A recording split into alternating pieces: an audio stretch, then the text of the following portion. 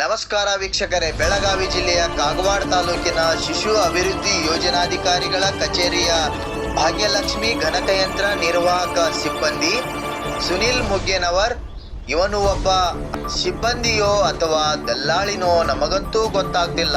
ಸಿಬ್ಬಂದಿ ಆಗಿದ್ದರೆ ಕರ್ತವ್ಯದಲ್ಲಿರುವಾಗ ID card ಧರಿಸಬೇಕಂತ CCA rules ಬಗ್ಗೆ, ತನ್ನ ಕರ್ತವ್ಯದ ಬಗ್ಗೆ ಜವಾಬ್ದಾರಿ ಬೇಡ್ವಾ? ಶಿಶುವಿಗೆ ಹಾಲುಣಿಸುವ ಕೊಠಡಿಯಲ್ಲಿ ಸಿಬ್ಬಂದಿ ನಿದ್ರೆ ಮಾಡುತ್ತಾ ಮಲಗಿದರೆ ಇಂಥ ಭ್ರಷ್ಟ ಬೇಜವಾಬ್ದಾರಿ ಸಿಬ್ಬಂದಿಯಿಂದ ಸಾರ್ವಜನಿಕರು ಏನು ನಿರೀಕ್ಷೆ ಮಾಡಲು ಸಾಧ್ಯ?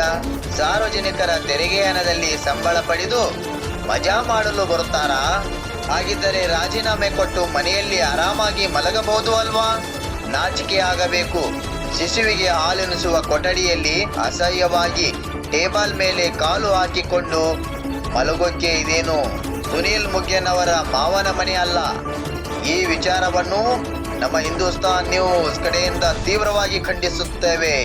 ಕರ್ತವ್ಯ ಲೋಪ ಮಾಡಿದ ಈ ಸಿಬ್ಬಂದಿ ವಿರುದ್ಧ ಸಂಬಂಧಪಟ್ಟ ಮೇಲಾಧಿಕಾರಿಗಳು, ಸಿಡಿಪಿಒ ಕಣ್ಣಿದ್ದು ಕುರುಡರಂತೆ ಸುಮ್ಮನಾಗಬಾರದು, ಸೂಕ್ತ ಕ್ರಮ ತೆಗೆದುಕೊಳ್ಳಬೇಕೆಂದು ನಮ್ಮ ಹಿಂದೂಸ್ತಾನ್ ನ್ಯೂಸ್ ಕಡೆಯಿಂದ ಒತ್ತಾಯಿಸುತ್ತೇವೆ. ಮುಂದಿನ ಸುದ್ದಿಯೊಂದಿಗೆ ಮತ್ತೆ ಭೇಟಿಯಾಗೋಣ ವೀಕ್ಷಕರೇ. ಅಲ್ಲಿವರೆಗೆ ನೋಡ್ತಾ ಇರಿ ಹಿಂದೂಸ್ತಾನ್ ನ್ಯೂಸ್.